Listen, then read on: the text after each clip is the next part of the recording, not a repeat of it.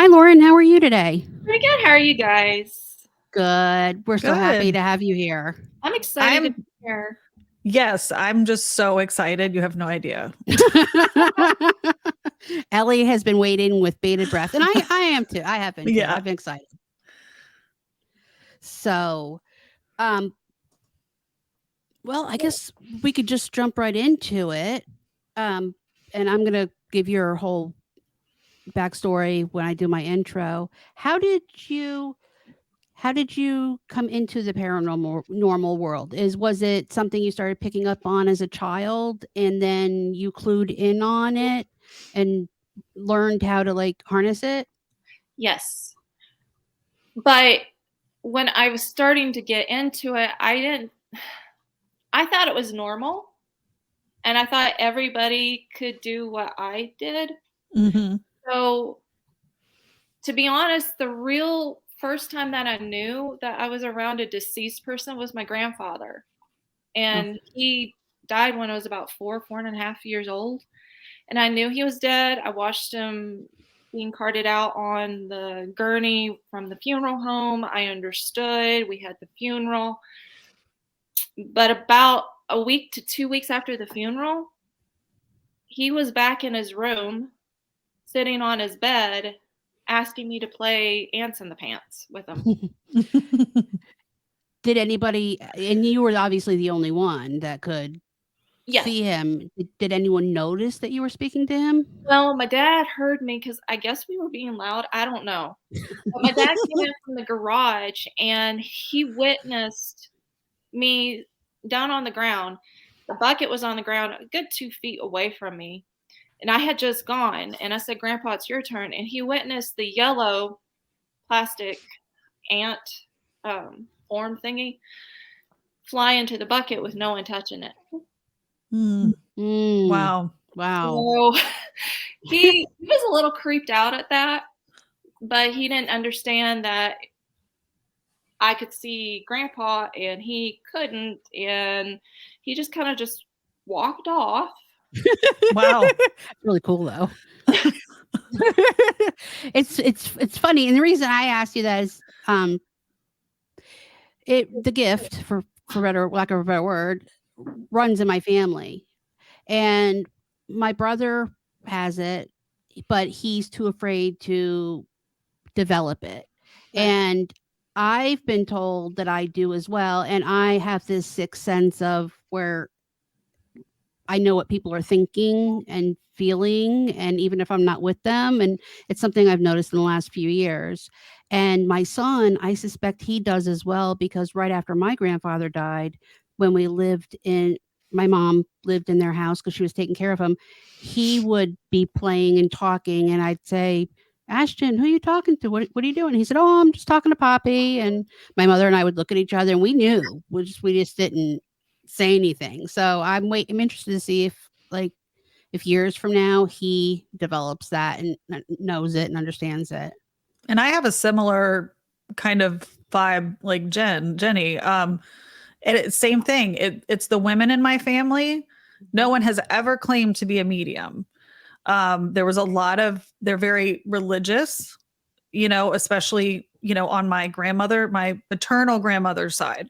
My maternal grandmother is probably the most intuitive, but of course, and it's fine however you want to look at it. She doesn't call herself a medium, but it's like a God linked intuition. Mm-hmm. But I feel I've had it off and on throughout my life. I've never experienced spirit, like in seeing spirit, but I have had visits, especially in dreaming, that I really do believe there was something, something there.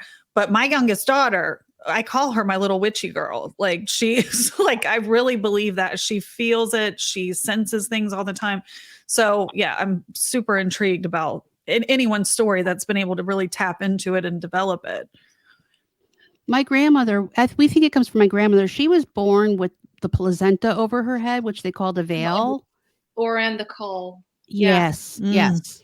So that's where they say it came from. But that's though. So how did you develop at what age did you start going, okay, let me figure out how to actually tap into this? There was a lot of stronger and worse paranormal experiences that occurred that made me feel like either I'm the spawn of Satan or there's something here that no one's talked to me about. And my mother could have had the same gift as me if she had developed them. She only worked at seeing auras, so she really didn't give me too much guidance on what I was and what I could do, what I needed to do to develop. So I had to go out and learn myself. Okay. And a lot of it's trial and error, and a lot of it was finding my own boundaries within the spirit realm. What I was willing to put up with, not put up with, who I was willing to talk to and not talk to. Okay. And just pretty much playing games on developing the intuition. Driving a car. There's a car in front of you. Try and guess which way they're going to turn. And see if you can tune into it. Changing lights. See if you can tune into when the light's going to change. And I'm not talking about the lights. I've done that before. Yeah. I can't believe you just said that. I thought I was a weirdo. I do that at the blackjack table. No, I have done that Horse before. races. I'm just going to say horse races. Yeah, there you go. It wasn't blackjack. Actually, it was the roulette table. My husband and I would walk by and I'd say, it's going to go black. And it would. And he'd be like, we need to put $100 down. And I'd be like, well, wait. And I'd wait and sit there. On our honeymoon, we made so much money. And he was like, I'm like, okay, put 100 on red. And boom, we read. And then, or the evens or the odds or something like that. Yeah. I always thought it was my OCD when I would do things like that, if I'm being honest. But that's the first time I've heard that example, but I've heard other examples of things that people were trying to basically like exercise that muscle with. Waiting for your phone to ring and guessing who's going to be on the other line. I have that all the time. It beforehand, maybe an hour beforehand, just guessing who the first call is going to be coming through. I can, on the radio. Yeah. I know who it is when it texts me a lot of times. Wow. And that's developing your intuition and picking up on claircognizance and clairvoyance. Now, do you feel like my theory has always been, I feel like we all have these abilities. It's just some people can't tap into them for whatever reason or are not willing to. Because for critics or skeptics that say, phooey, there's a lot of religious things tied into it sometimes. And me personally, and I am a person that is a believer in a higher power. I believe that is given by that higher power. It's just, that's how I view it. But what do you say to people that, say it's impossible or, just question the abilities? Number one, I do believe everybody has them. Okay. I believe that everybody can tap into them. Some are a little bit stronger than others. Right. But due to environmental circumstances, familial circumstances, religious circumstances, they've been told that they shouldn't even go near those abilities because of different reasons. And so they're closed off or shut down. And sometimes those open back up later in life. And I usually think about it as when those are starting to redevelop later in life, it's more like someone taking a 2x4 to you and saying, hey, this is actually the path you do need to go down. Why don't you explore it? You'll be fine. Right. But to skeptics, I don't really have to prove myself to anybody. Right. I don't feel the need to have to go out and say, yeah, I can tell you your lotto numbers. Yeah. And prove what I can do right on the spot. And that is a constant thing. Daily, almost hourly. Oh, I can see that. Yeah. Well, and isn't there a big difference? I don't know, correct me if I'm wrong. Isn't there a difference though between a medium, a psychic medium, a psychic? Like maybe explain for us, what the differences are. Not everybody claims to know the future or know your lotto numbers, but they do experience spirit. So Right. what's the differences? Psychics are usually the ones that can either tune into future events or see future steps that you should take in life on certain individuals. And sometimes they can see past events. Okay. Which is also a really awesome ability to have because it gives a lot of clarification on certain things. Mediums are individuals that take it a step further. Yes, we can see future events and past events, but let's talk to so-and-so who was actually there. Right. Can we bring forward that spirit of that particular individual? Or we can be the bridge between the living and the deceased if the living has a message they want to give to the deceased and vice versa. Okay. I'm a little bit different because I not only work with the living and the dead, I work with archangels. I work with a lot of different entities. And sometimes I bridge between different entities because they can't communicate with each other because they're on different planes. Interesting. And sometimes I bridge to the living that need to talk to or want to talk to certain entities. Interesting. Yeah, I saw a medium in 2006, 7-ish. It was after my grandmother passed away. I wanted to tap into her and my father, and her name is Peggy Meadow. I don't know if you know who she is. She explained it to me that when the soul departs, they go to certain levels up of higher up, and sometimes they can get back and sometimes they can't, and when we don't feel them, that they're further away, and sometimes they stay lower because they want to still be around their loved ones. Right. But yeah. The way that I try and explain it is if the soul crosses over, because there are circumstances where they don't want to cross over. Mm-hmm. If they cross over, they are immediately given choices. They're given options as to what they would like to do. Some of them choose to not ever come back, not to reincarnate, not to deal with people, stay out of the human condition. I don't blame them at the current rate the world's going. Agreed. Yeah. Like, yeah, that's I've had enough of that. Some of them want to become spirit guides.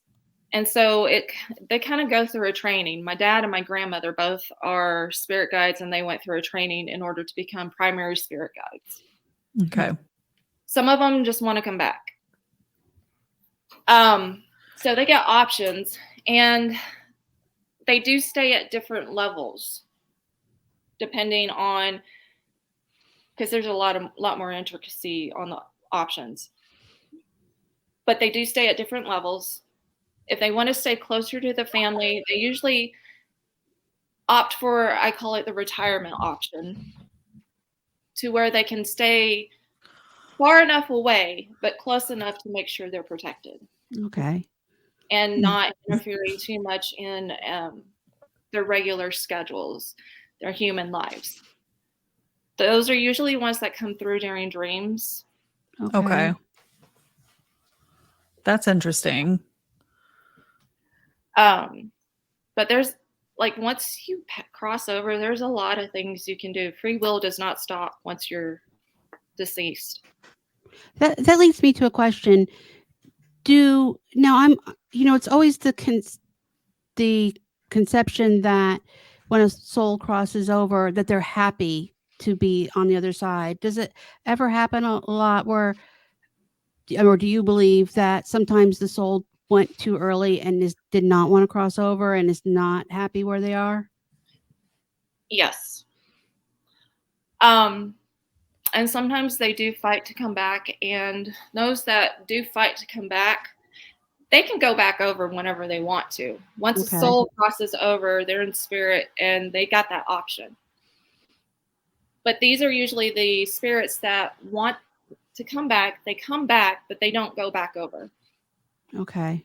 The because they are still trying to either finish some business up, stay close to the ones that they left. Now, here's another interesting thing. There are souls that die, people who die, that because of their own belief system, say you're atheist and you die and you realize that, okay, there's a lot more going on the other side than I'm willing to admit. Sometimes those individuals will not cross over because A, they're either afraid of what's on the other side, or B, they're afraid to give in to the truth of what's happened. Okay. There's tons of reasons. Yeah. What's your process when you're actually reading? I mean, because you talked earlier about boundaries and things like that. So I'm always curious. I'm like, is it never ending? I mean, are you ever not, hearing these I was wondering that roles in too. your mind? They are always around me going, hey, I'm here. Please talk to me. I need help. And it's tempting to help every single one.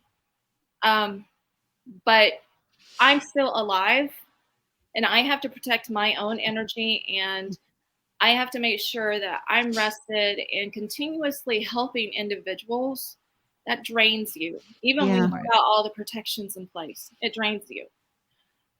When I do a reading, I put certain boundaries with the living in place first. I will not read for anyone who's had a death less than a year. Okay. Because I believe firmly that the living should be able to start going through some of the processes of grief. Yeah. And that the deceased person also has processes on the other side that they have to go through as well. And if they're both in a higher vibrational state in a year, then I will read for them, because it makes the reading easy and everything translates 100% better. That makes sense. Yeah, it does.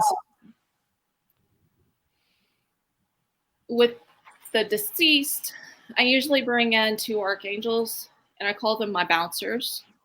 Once I start reading for a person, then it's like the VIP line starts behind the deceased person I'm trying to get in tune with.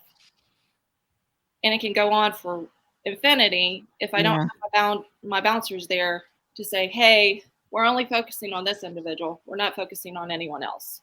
Wow. So is that like your spirit guide? Like, I've heard that term used too, like your archangels. Is that? The archangels are not my spirit guides, although I guess at this point, with me working as long as I have with them, yeah, they kind of are. Okay. They're just there to be able to get rid of lower vibrational energies. And they're the filters between who I should be talking to, who should be kicked back to the end of the line, and who shouldn't be talked to whatsoever by anyone. Okay, that's so it protects you. Right. Okay. They're like my bouncers and bodyguards. Yeah, I love that. I love that. I do too, because I know there are a lot of, you don't want to talk to Charles Manson or anybody like that. I mean, seriously. No. So okay, you developed this gift. When did you start to pursue paranormal investigating? Right about I was 19. And Ellie's wheelhouse. They the team that was in my community decided to bring in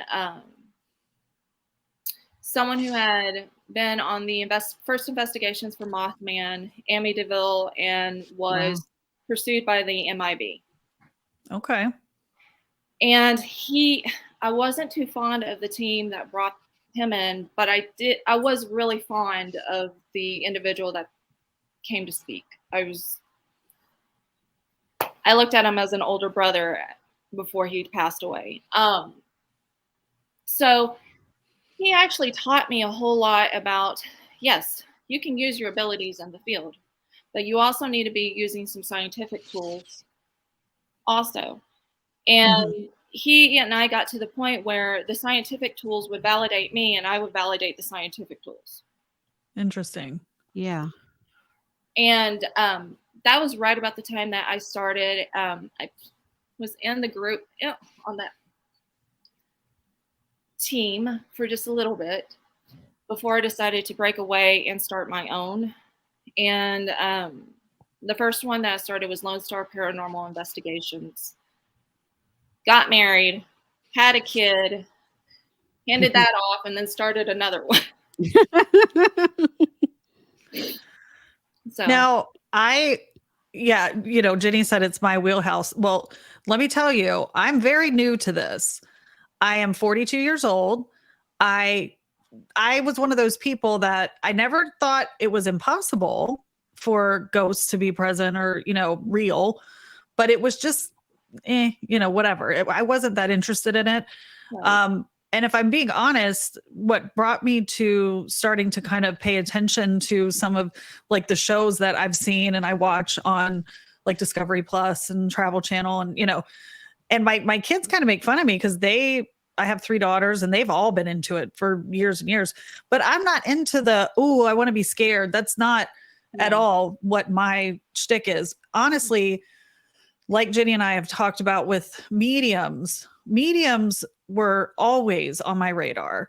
And it's always so comforting, to me to know that there's this evidence of an afterlife and that our loved ones are close to us.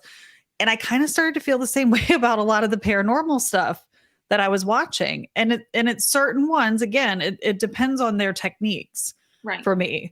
I'm not about, I don't know, them standing around screaming, trying to anger, or whatever, I'm like, okay, that does not feel good at all. No. But it really did, in our podcast, we cover a lot of things, but we're, mental health and overall wellness. It's actually helped my mental health. I have pretty bad anxiety. When I'm having a day like that, if I put on certain things, and I've tried to start getting into some of the off the cuff, YouTube stuff and, different people like yourself, it gives me a lot of peace. Honestly, it's, I know it sounds strange, but it really does give me peace. Yeah. So this team that I helped form back in March of last year, the one thing that we started off saying is we've been on teams that there were things that we saw that should not be done when you're dealing with investigations, private, residential, commercial, public commercial properties. So we looked at it and we said, okay, number one, how would the deceased like to be treated? Well, they would like to be treated like the living. Why don't we approach it from that respect? Well, how can we approach it from that? Why don't we not ask the same questions? What is your name? When did you die? Or ask them like they're 5-year-olds when you're talking to a 74-year-old. Right. Why don't we ask them like things that would make them think that we're truly interested? I see there's a lot of books in here. What was your favorite book to read? What was the most favorite type of music that you had, that you liked? And that's usually when we play back. And then I'll pull it on my cell phone and play the music for them. Okay. Getting on the level of being friends instead of coming in there and making it feel like you're being cold to them. You're only doing this for research purposes. It changes the atmosphere. It makes it more homey, calm. They're more willing to talk to you. Yeah, I'm sure. children, because a lot of times when paranormal investigators go in, some of us are really big and scary to children. So children don't really want to interact too much. So there's times on our team that we'll get the spirit boxes out and create this tag situation. Like, can you go tag Michael and make his spirit box beep? Right. And they'll go between 3 or 4 of us, and they'll do that. And that changes the atmosphere and actually makes the adults around more comfortable, because they see that you like kids, you're willing to play with them. Mm. They're going to be more willing to talk. It's all about trying to make the spirits as comfortable as possible and not annoy them. Right. Yeah. That's a huge thing too. Just because they don't know what time of day it is, or the date itself, or the month, doesn't mean that they don't deplete themselves of energy. It doesn't mean that they don't get bored of the same questions, of the same activities, of the same experiments that you're doing. They do. The amount of exasperated sighs we've recorded from just trying, what is your name? Getting an exasperated sigh tells me that they're bored or they're tired of doing it. Like, ugh, here we go again. Exactly. Leave me alone. Are those souls that are stuck, that are like, say, in the houses and hauntings per se, quote loosely I'm saying that, but if there's a place that you're going to investigate because there's known spirits there, are they stuck on the side, or do they want to be on the side? Some of them are stuck. We've had several cases where they're stuck. Some of them have been brought through by rituals and warded into the house, so where they can't leave. Mm-hmm. Yeah. A few locations out there that gives me the chills. Which that can happen with, like, Ouija boards, seances, things like that, right? Mm-hmm. Okay. And at that point, you can bring in not only ghosts or spirits, but other things too that aren't as friendly. Right. Some of them are stuck between the case that I worked on in February of last year. Some of them are stuck because another spirit or another ghost in the house will not give up control of them. Wow. There's a place in Detroit where the father was extremely abusive. In fact, he killed 3 daughters within 2 days of each other. Oh. So he was not willing to allow them to cross over. Ugh. Period. Wow. So even after death, he was still. Right. And what happened with that case was the oldest daughter was tripped and pushed down the stairs. Died. She loved teddy bears, and we have a teddy bear, an old looking Victorian teddy bear REM pod. And she loved it. And so she attached herself to that to try and get away. Except with father, he had an energetic cord to her. And I didn't even think about it at the time.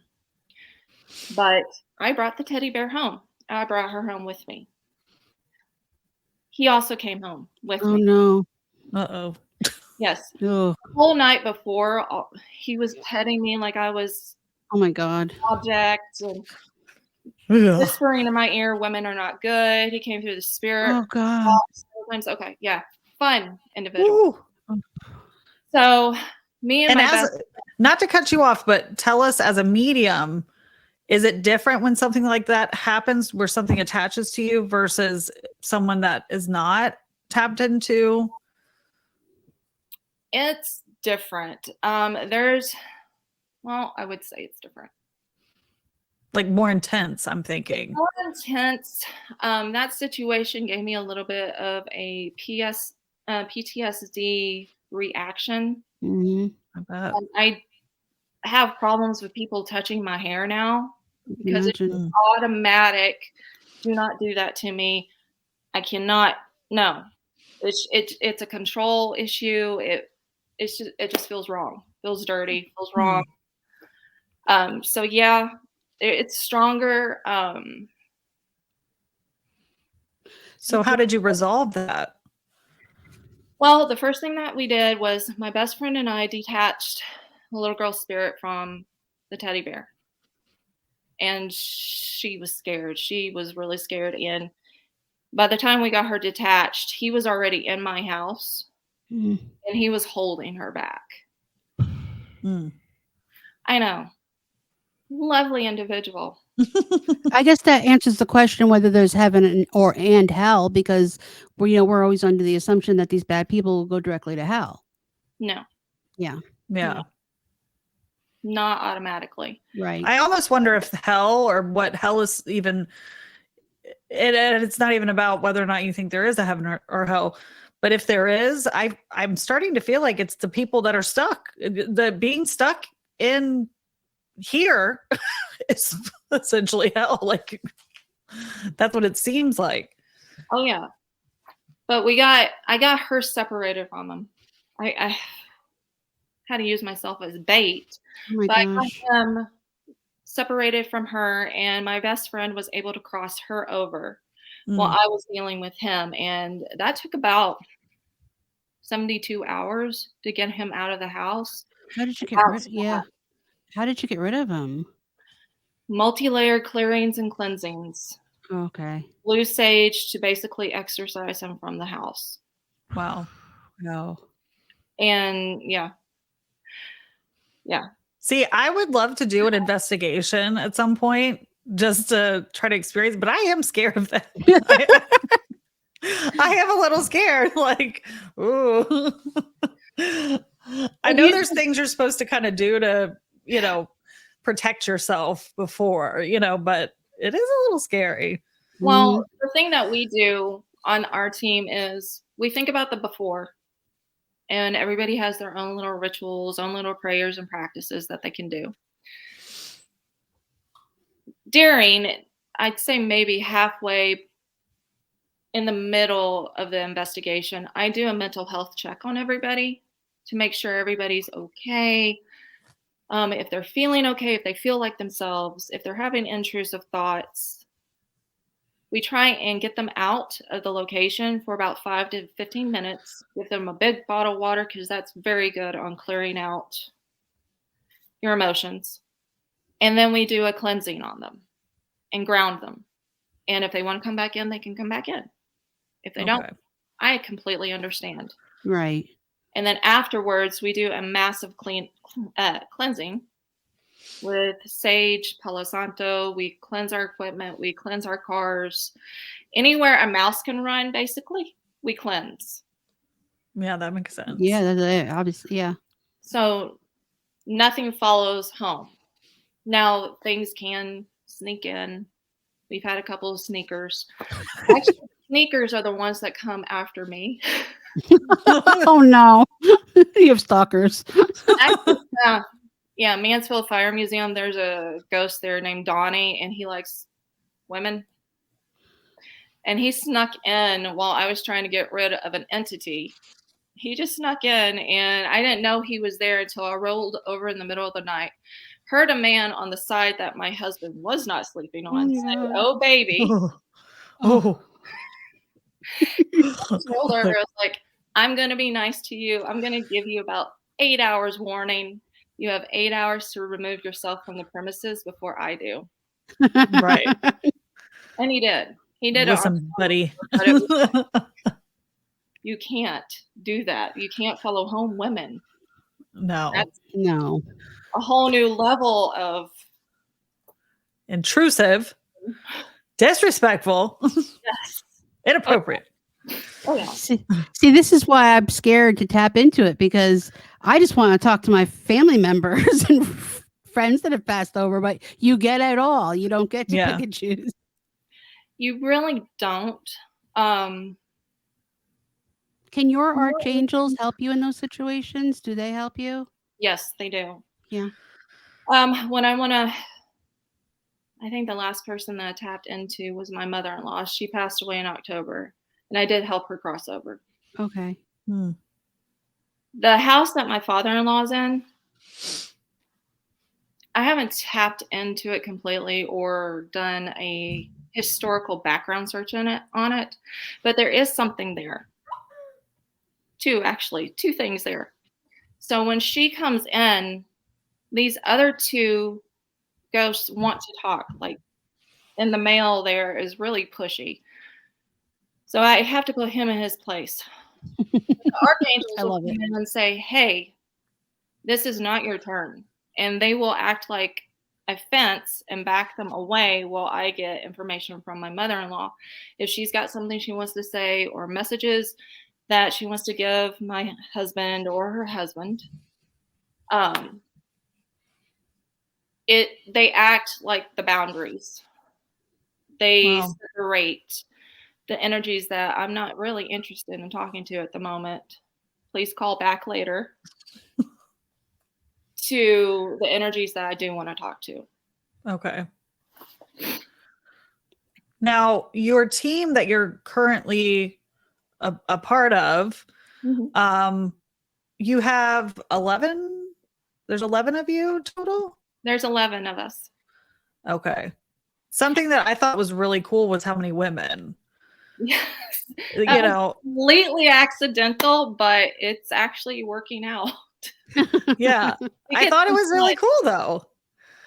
We get things done. I bet.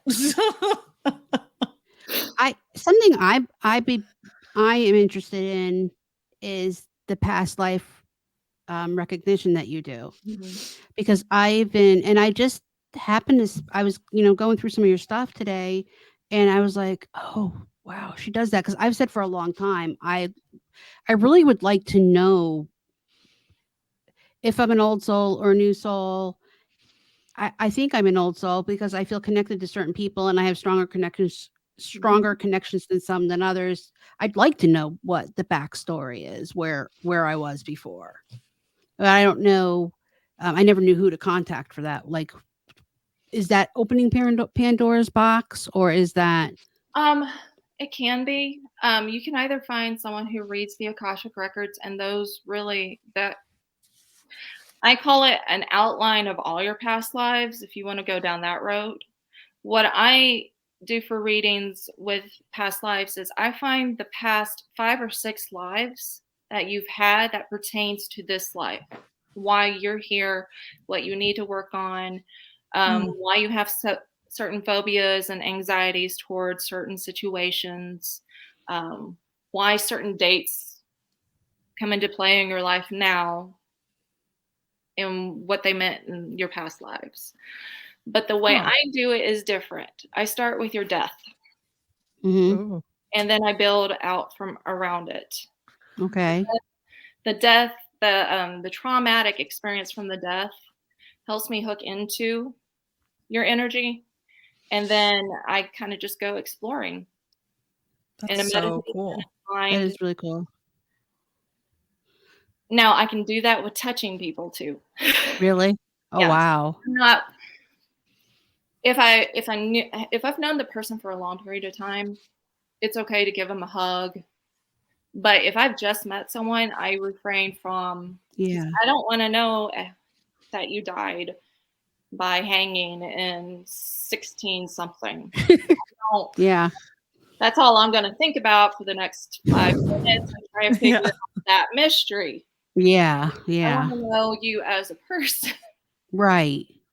The person now. Yeah. Right. How long does it take you to put all of that together on a person? Around 48 hours, but that's because I do a meditation. I write everything down. Absolutely every single thing. And then I put it in a PDF because I'm not a reader that believes that a person can retain everything that they hear during an audio reading.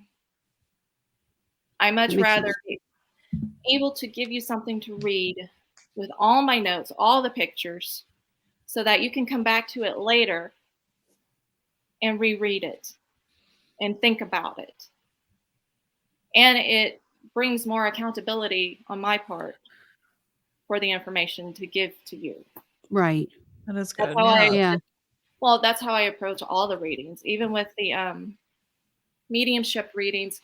Yes, I can do an audio, but I'd much rather be able to give you that hard copy so you can either go back and have a memoriam. You have something to remember them and keep rereading it. Come back to me and say, here on this page, you said, she said this, can you clarify that with her? And I can go back and clarify it. Right. It just keeps accountability on my part, and it gives the client a lot of things to go back to, reread. And the mediumship readings I usually do as a memoriam. Usually have the deceased person's photo on it in memory of their dates. That way they can also make copies of it for their family. Interesting. It is interesting. Do you, I'm curious because I know a lot of paranormal investigators, it's not their day job. So is it your day job, or do you have a day job and you Running a team is a job in its own right. Yeah, it is. My day job is the mediumship readings and things like that. Okay. But to be honest with you, running a paranormal team is a full-time job outside of that. From what I can see, I believe that. Yeah. Oh, yeah. It looks like so much. I mean, between the traveling, because I don't know, and maybe you can, I mean, where are you guys based? How far do you travel? I mean, is it like a helpline type thing where it just depends on, I mean, do you stay close? It just, yeah, it looks like a lot. It's a helpline, emails. Sometimes we can help them remotely, because I'm also one of these, teach a man to fish and they can feed themselves for a lifetime. Give a man to fish and they only eat for a day.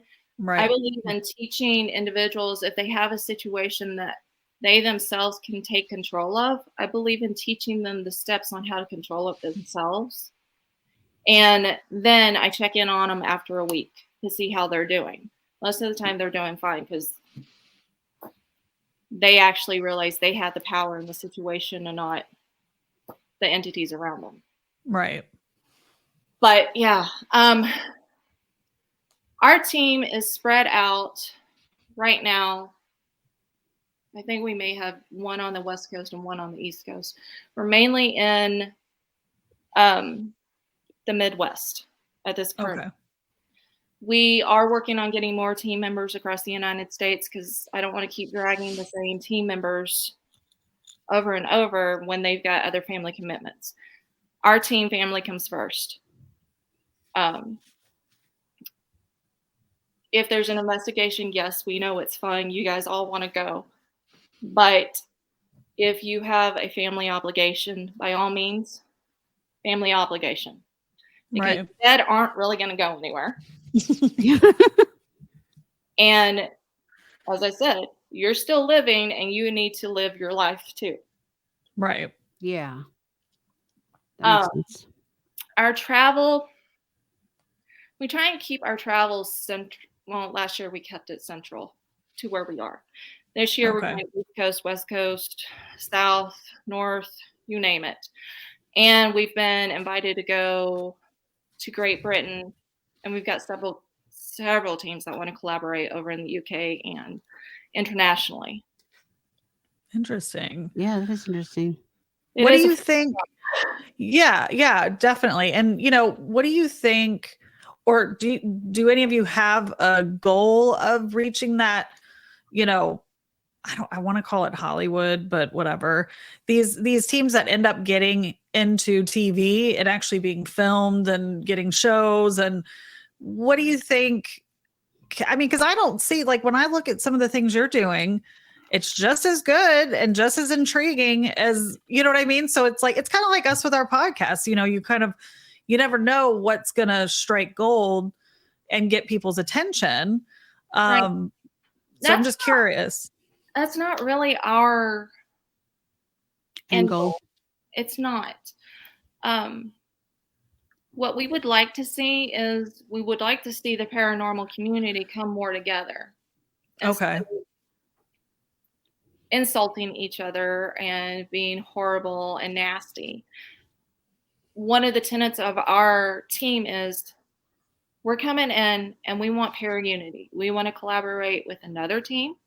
We want to learn from another team. If they want to learn from us, that's great too. We want to have that networking, give and take relationship. And sometimes they become extended family members. We want to just build trust. We want to make sure that we can, with our international teams, they have the support that they need. If they have audio that they don't have time to go through, shoot us the links. We'll go through it for you. We'll give you all the notes. And that stuff is yours. We're not going to claim that's our evidence. It's not. So has it been pretty competitive in the past? You know, like, that's what I'm hearing from you anyway. Like, oh yeah, it's competitive, and there's a lot of egos that are vying to be the next up and comer in Hollywood, the next haunted museum owner, the next ghost hunter that has the biggest television show. When the community, the field itself doesn't really need to be that way. We're all on the same team, technically. And we're all trying to get the same result. Is there a life after death? Is there something more? Right. I can say that, but, you know, there's got to be, everybody else needs to be on board to try and get that evidence too. Yeah. It's not who can put out the best YouTube video. Right. But it does seem like, you know, there's the ability to, like you're telling us right now, make a living at doing this. And frankly, I had no idea there's actual degrees that you can get from universities to aid you in some of this too. I had no idea. You can, but the best way to get in the field and to actually get your degree is to get in there and get experience and be taught by an actual paranormal investigator. Oh yeah, I would imagine this is very hands-on learning.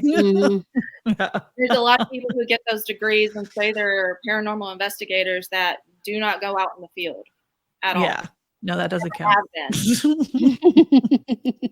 That does not count. The college degree out there is if you can find a university that has a course in or a degree in parapsychology.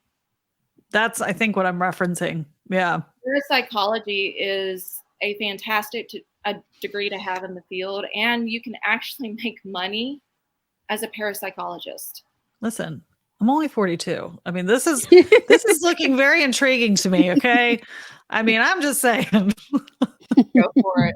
Yeah. It is intriguing. I mean, I don't know. And I like your perspective with, you know, just, you know, kind of coming together and the unity that's needed and sharing and helping each other. And well, we need a lot more of that everywhere, but yeah. Yeah. And you're more than welcome to come out with us, you guys, at any point. I know Ellie would love to. I don't know if I've sold Jeni yet, but I would go for support and at a pure intrigue, but I'd be afraid of bringing someone home. But I'm sure, I know you would make sure that we didn't. Yes. Well, if I'm being honest, the other part to this, and Jeni and I both agree, that's intriguing to us. We both are history buffs. And one of my favorite things to do, and I've been doing this since I was young. It's the old lady in me, I swear. I'm an old soul too. But I would take my kids, and my kids always enjoyed it. But like anywhere I can find like a historical home that you can actually go inside, like a museum type deal, you know, anything I can find, we go. And I'm always like kind of trying to have some heightened awareness. But again, my youngest daughter, she has really had some experiences in those situations. We went to Savannah 2 years ago, which I absolutely fell in love with. Right. But she had like a really intense experience. And I have talked to her even about at some point, maybe we need to explore some of that, to make sure that she understands what's happening. But yeah, the history part of it alone, I think that's the kind of thing I would like to start with if I ever did it, was go somewhere historical and do that kind of thing. And then, see what there's a little, I won't say it's little, it's huge. There's a house in Galion, Ohio named the Gill House. I think I've heard of it. I think you would love. I bet I would. You would. We've had experiences with Henry Ford and Thomas Edison. Oh, wow. Wow. House. We're very close to I live very close to Fort Myers, where the Edison Museum and the homes and everything are there. And my husband and I went there not that long ago. Same thing. I'm like walking around like, are you here? Come on. I'm open, I swear. We also have the Don Cesar Hotel in St. Petersburg. Oh. And I stayed there a couple of months ago for a work meeting for the weekend. And I felt so uneasy when I was there that we were supposed to stay Friday night and Saturday night. We left Saturday night after our dinner we had to go to. I didn't stay the second night. You probably were followed through that hotel. Probably. Yeah. Yeah. They say that this history behind it is basically two lost lovers.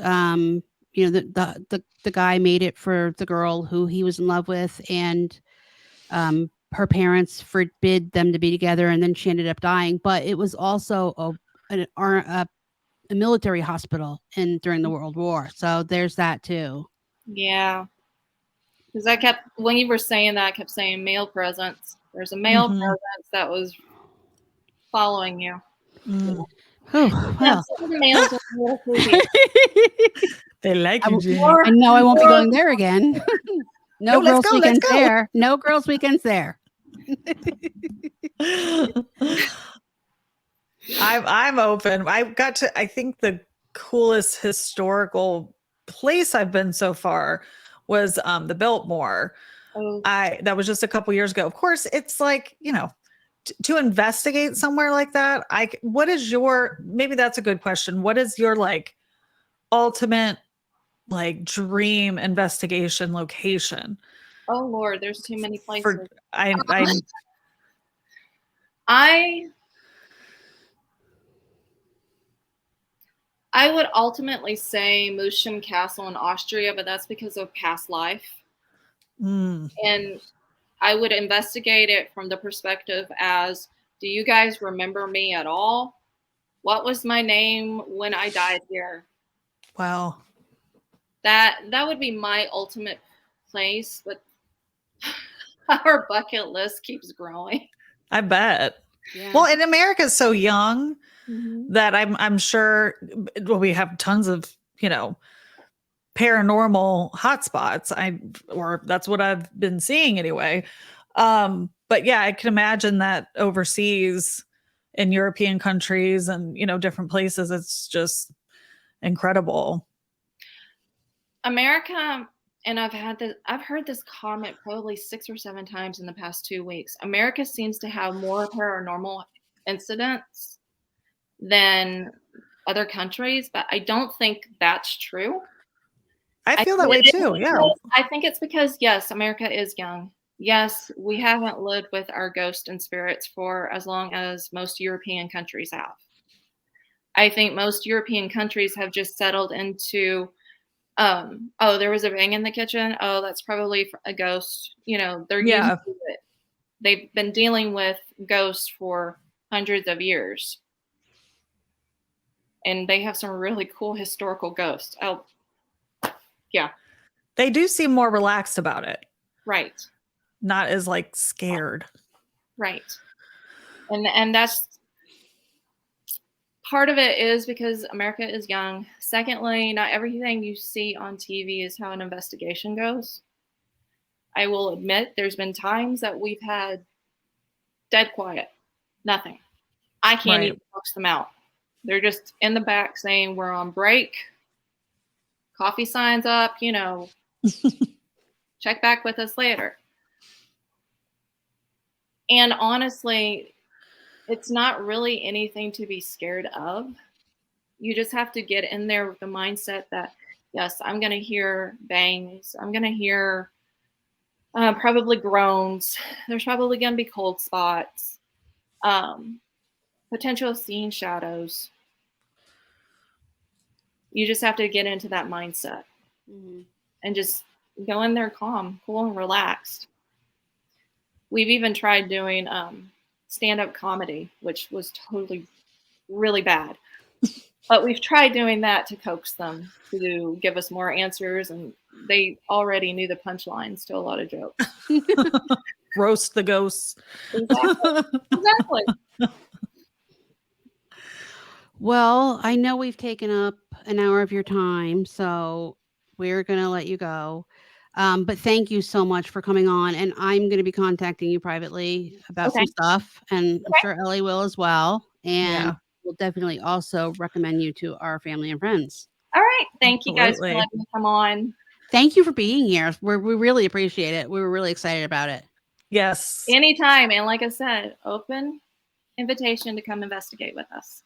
Okay. All right. And Thank you have you. an open invitation to come back anytime as well. Absolutely. Awesome. All right. right, Thanks, guys. Lauren. Bye. Thank you, Lord. Bye.